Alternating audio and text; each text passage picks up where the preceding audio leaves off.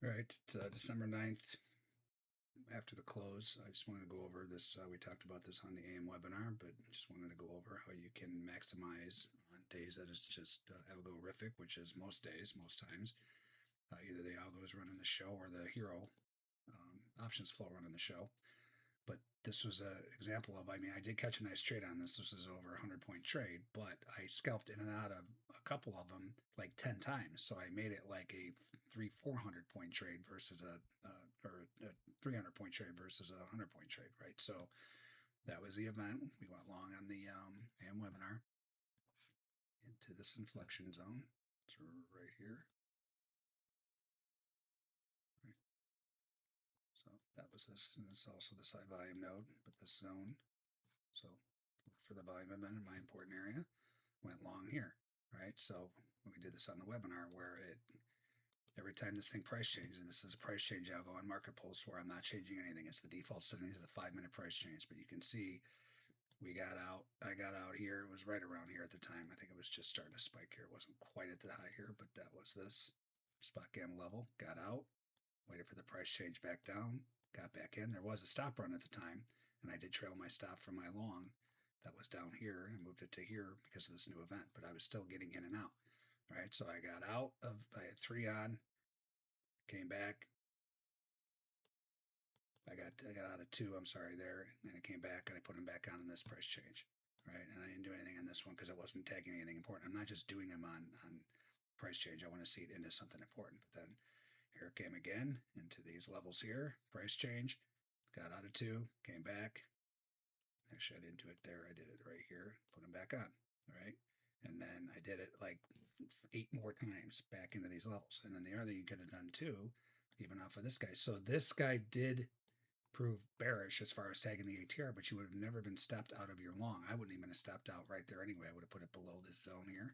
But the point is, you don't want to be playing price change game on a long if the new event you would have been stopped out, right? Obviously, but this one you would have never been stopped, never tagged the stop, so you're still in it, right?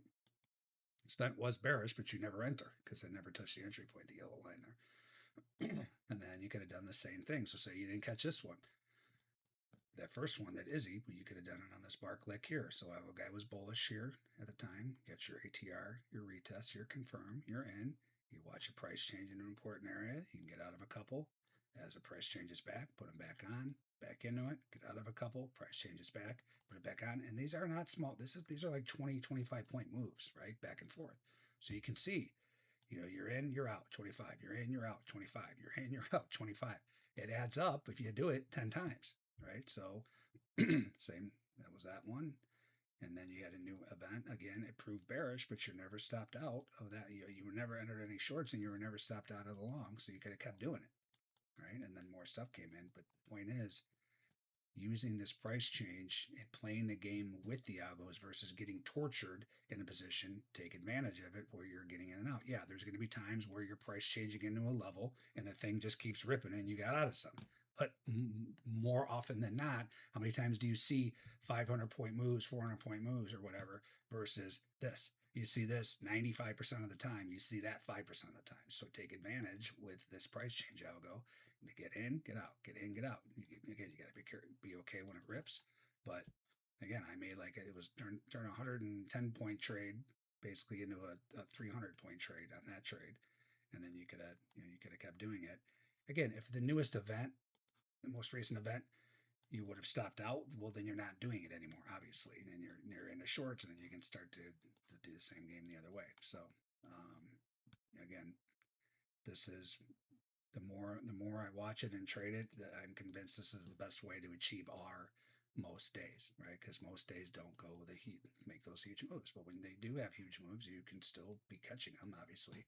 What I'm talking about is just scalping around, keep a core position on, and then scalp around the rest of the position and pick up 25, 30, 25, 30, 25, 30. You get the gist. So take advantage of that.